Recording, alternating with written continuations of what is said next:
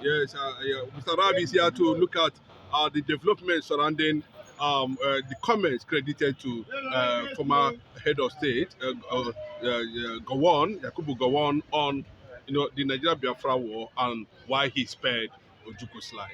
I think it is as a result of cowardice. His previous cowardice still echoes from then till this present time. Gowon is like trying to tell the whole world that he spared Ojukwu's life instead of the other way around. It was Ojukwu that spared his life. Ojukwu spared Ramat Murata Mohammed's life when it was obviously, done Nigerian military troop at the axis of Oyago Abagana. From Abagana proceeding to Mpo, Ramat Mohammed was arrested. Still, Ojukwu allowed him, telling the whole world that Biafra then was above Nigeria. Who are his military clique? Who are his foot soldiers? Who are those ones that fought Gowon, that warranted Gowon sparing the life of Odumegwu Ojukwu? He was nothing but a local Fulani man. All their troops were Fulanis from Sahel countries. They don't know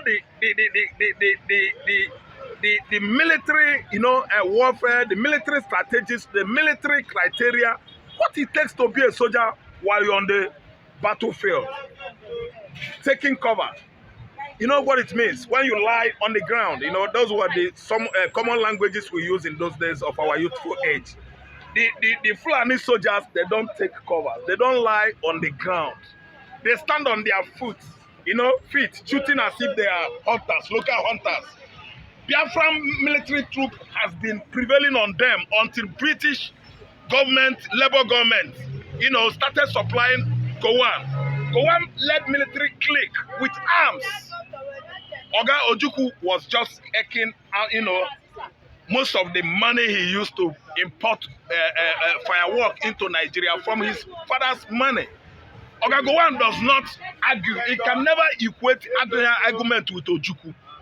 See, Ojukwu spared Gowon. Ojukwu spared Ramat Murata Mohammed. Ojukwu spared this, your previous fizzled out president, Muhammad Buhari, that went to Asaba and disallowed over 1,000 men in Opanam and Asaba today.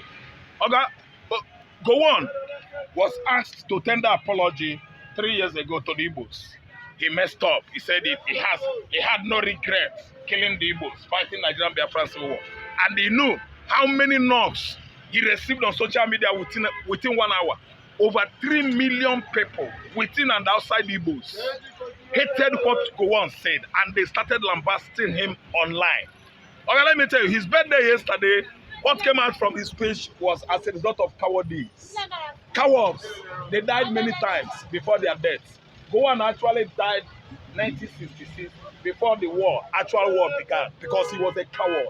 A 27-year-old or 29-year-old military head of state that did not go to university. No certificate so far. He was only muttering out pidgin English. He could not even match the academic qualification or superiority of Chukwuemeka Odumegwu Ojukwu that went to England then and studied in Oxford University. Bullshit. Irrespective of the fact that he was, married to Victoria Gowon. Victoria is from Ebonyi State. That's the only link Gowon had today with Igbos, but serve him good. What the Fulani herdsmen and terrorists are doing today in his land is as a result of payback of the blood of the Igbos he wasted some 56, 57, 54 years ago. He killed and maimed the Igbos, and this is how Kama, nemesis and retribution, has been paying Gowon and his kinsmen on the middle belt of Nigeria. See, let me tell you, the game is just starting. The stage is open. Gowon should go to Southeast and tell them that he spared Ojukwu's life. No, you should go and tell those boys that are dying for Biafra land, that on the Biafra land, that see, he spared Ojukwu's life. See, let me tell you, if not that the agreement between Ojukwu and Russia did not work, I think Igbo man would have invited Britain to come and join Nigeria with full force. Britain was at the back door, operating, working with Nigerian military clique, which actually began to look like genocide. It was the worst genocide ever committed on the continent of Africa. Over 4 million Igbos were killed. After the war, they gave us 20 pounds. If you went to the bank, okay, this is my document, I'm having 4 million here. they will give you 20 pounds. The man that committed that crime today, he knows himself. And today we are Igbos, we are bigger, more developed, more traveled, the most traveled tribe in Africa, the richest tribe in Africa. We had won 20 pounds. So Gowon should go and sit down. You should not start talking something like a madman. Someone that has grown old is suffering from dotage or senility. It's a disease. Old age infested disease. When you grow over old, you started reasoning like a small kid. Gowon could have just stood up and said, Igbo, I'm sorry. He's supposed to address the issue of reintegration, renovation, reconciliation, and the reconstruction. And he should have tendered apology to the whole world. Why he did not reconcile or reconstruct as he promised the Igbos. Today is just running his mouth because he's celebrating his birthday. Birthday in the midst of blood, Killing land. up to now. In the midst of blood, desecrated land. Killings as of now. See, let me tell you. See, that birthday is for him. It's not for Igbo man. That boastfulness, no matter how he said it, is not for Igbo man. Here we are today. What is going on on the land there? His land is being desecrated, subjected to this kind of bloody rivalry with the guest Fulanis that visited their forefathers how many years ago. They have taken over the whole land of the north, and they are coming with their Islamic agenda, conquest down to the mid belt. Where Gowon's ancestral land will be thoroughly taken over by Fulani because they don't have this. They don't have the third eye, foresight to see what Ojukwu saw many years ago. Gowon is suffering from old age. Don't mind him. He's just saying it because, if you ask me, when a man grows middle age, 70s, 80s, you started declining, coming down in your reasoning abilities as a result of senility, or you call it old age. Gowon is an old man. So we can applaud him for celebrating a blind birthday party, yes, for celebrating megalomania, for celebrating psychophancy, for celebrating illiteracy at the age when he was ruling Nigeria. Gowon did not see the four wall of secondary school. Ojukwu saw it. Ojukwu went to Oxford University.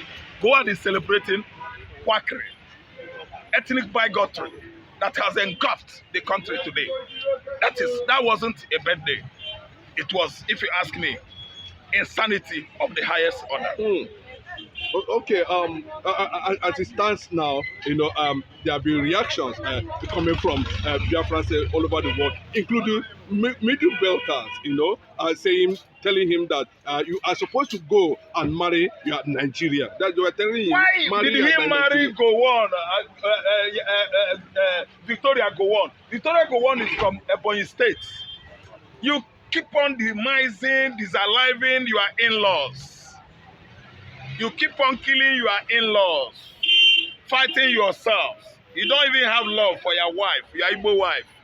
Gowon should go and what? Keep quiet. Keep mum. Gowon should sellotape his mouth and become silent. Celebration of psychophancy madness. Rubbish. See, let me tell you, that birthday is likened to, if you ask me, as a celebration of idiocy and, incipiency, foolishness of the highest order. It is so obvious that Gowon has not gotten himself at this age. Could be that he is, celebrating 40-year-old or a party of 39-year-old, party, birthday or something, 40-year birthday or 39 birthday. I would have told him that a fool at 40 in his age remains a fool forever. This time around, he has gone far away further from that kind of, comparison, that kind of category, age category. Gowon has pulled at least 60 ahead, being a man that will remain a foolish man at 40. Gowon is approaching 60. And I'm sorry to him that he has been bent on ill health as a result of the innocent blood of the Biafrans he wasted so many years ago. And he has still not gotten himself because, when you wasted innocent blood, the blood of the innocent will hurt you. The blood of the innocent is hurting Gowon as I'm talking to you. He wanted to turn the Aburi agreement into unity. That the Aburi agreement was all about unification, unity of Nigeria. Even up to now, is Nigeria still not in disunity? It is a disarrayed country. Nigeria is in disarray. Nigeria has nothing to do with unification. We are not unified. We are not united. We are not a country. We are not a country that is running an inclusive government, inclusive government, a situation whereby all the regions, the four cardinal points of the country is at least coming together on a roundtable talk to profile solution to move forward. You have some regions in Nigeria that are messing Nigeria economy up, messing Nigeria political leaders up, excluding the Igbos, and which is why Nigeria will never get it right until Jesus Christ comes. See, Igbos we are going. There's no need of staying in this contraption, a geographical, messed up expression like Nigeria. Nigeria is just existing when you are writing map. That's it. It is only here. It's not a country. Yeah, but just on geography. There's nothing like that, because if you come here, you see various deprivations, various injustice, all manner of inequity, engrossed one inequality going on in Nigeria. You are telling me that this place is a country that Gowon is celebrating. What kind of birthday is that? Birthday in shame. After killing the Igbos, wasting the blood of the innocent, he's trying to come out and disqualify or mess the person of Ojukwu during his celebration. He should have done that party just to respect Ojukwu. He would have delivered a good speech that will at least, satisfy the people of that region. Do you know how many years, months, this region has been subjected to incessant herdsmen attack? The same people they fought for. Was it the Fulanis that fought, with brilliance during the war? No, it was Benue people. Taraba, Plateau State, where Gowon come from. They lack tank. I don't know what I understand. The Fulani men from Niger and Chad, are they the soldiers that Nigeria had then? These are people as tall as pin poles that could not even bend down well and, carry out their martial duty well. Yes, military duty, there's a way you can do that. You fight like a gallant soldiers with all the trainings here on your parade. Is it the Fulani from the Niger or from Mali? Are they the one that fought the war? Are they the one that are piloting all those jet fighters? It's just from the Benue, Mid-Belt, from Plateau State, from Taraba. They are the one that did it. I don't know what I understand. These guys, they now turn against the Lankan people, turn against the Plateau people, Benue people, and the Taraba, killing, disaliving and demising farmers in their various farmland in the Mid-Belt. And Gowon still have the infantry to be yelling, to still be yelling rubbish to Igbo man, at Igbo man. See, let me tell you, it has gone north. Simple. Ojukwu is dead anyway. His soul is resting in peace. Anytime he goes, Gowon gets demised. He's going to meet Ojukwu in the beyond, from where they are going to have second round of military altercation. And you know who Nnamdi is. We make sure that he decimates. He never survives it. Decimates Gowon, Gowon, in their spiritual war. At 90, and looking at from that angle of Gowon is 90, talking about the Aburi issue, and looking at Nnamdi Kanu and Simon Ekpa and what Biafra has done today globally all over the world, would Gowon be nursing some regret?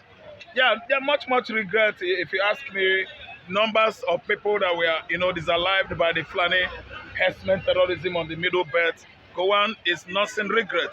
Again, if you ask me, the kind of political system we are running here, since after Gowon's regime, was there anybody in the past, 90s, 80s, from Mid-Belt that, pilot the ship of this, country? I mean, political ship, leadership of this country? No. It was all Fulani, Yoruba, Fulani, Yoruba, Fulani. Forgetting that the people that actually fought for Nigerian unity were from Gowon's region. Gowon himself piloted that war and made sure that he used all Sahel countries, Mali, Senegal, Egypt, Morocco, Algeria, Chad, Niger, and so on and so forth. Even Cameroon. I don't know what I understand. So, what are we saying? They were the one that helped him to win the war. And Nigeria as a nation could not recognize Gowon. Because everything about Nigeria is Niger, Chad, Senegal and Gambia.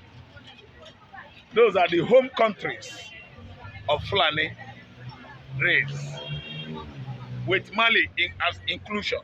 Timbuktu. Those were the home countries of the Fulani race. They bought Nigeria with money. They are in control of Nigeria today. They have turned Gowon's indigenous people, where Gowon come, indigenous people of the Mid-Belt, into Mugu, Malu. They've used their political